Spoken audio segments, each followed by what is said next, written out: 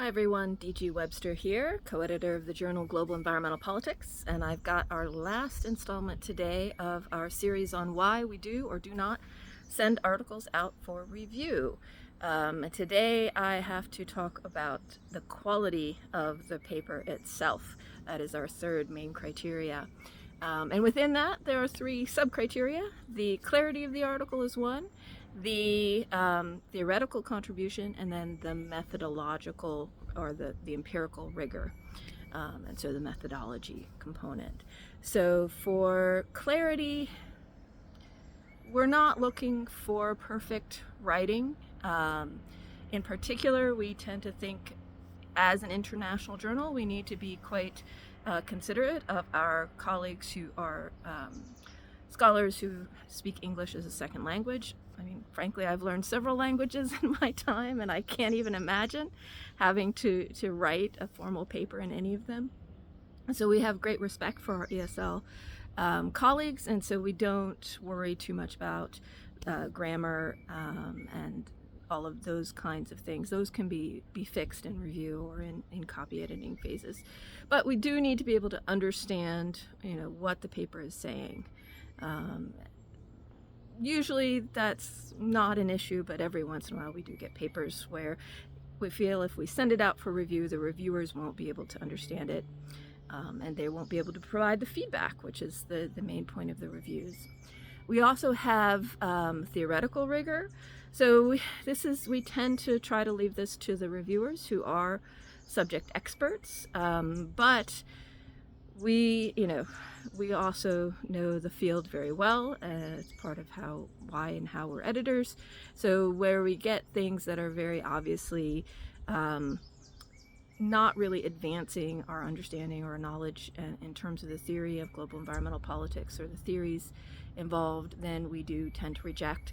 Most often these are sort of fit into two categories. We sometimes get papers that are undergraduate papers or maybe master's theses that haven't been edited sufficiently, and so they tell us what is in the field very well, right? They review what we know, but they don't really go beyond what is known. And then we also do get empirical papers where they've picked up, on a model that's been published before and they've tweaked it in some little way. And yes, you get a novel finding, but it's not a finding that really tells us anything that's particularly interesting from a theoretical standpoint. So theoretical contribution is important. And then the last thing is, of course, empirical rigor. And in this case, again, we often leave this up to the reviewers who usually have methodological expertise, but we all have baseline expertise across the different types of methods that appear in GEP. And so where we have glaring failures in methodology, where, for instance, sample sizes are much too small to be representative of a population, whether you're doing qualitative or quantitative work, where there is a strong potential for bias in the sample procedure, where we don't know where the information is coming from that that authors are using to support their arguments. If we can't see any of that, then we really have to desk reject, because again, the reviewers aren't going to be able to read this and provide useful feedback either for us or for the authors. So those are the three main things. The last thing I will say is every once in a while we do send out papers that are not up to our quality standards. And this is less than a handful of times a year. And we do this for authors who are underrepresented in the fields, often from the Global South, from underrepresented groups in the United States, or other parts of the world, and who are really studying topics that are very important in the field, things that are super novel or providing a new and fresh perspective on the things that we're looking for. So maybe their theoretical contribution is really high, but the empirical is less clear, is less rigorous, for instance. In those cases, we do tend to send them out for review to get these authors the feedback that they need. And this is because there is a mentorship gap.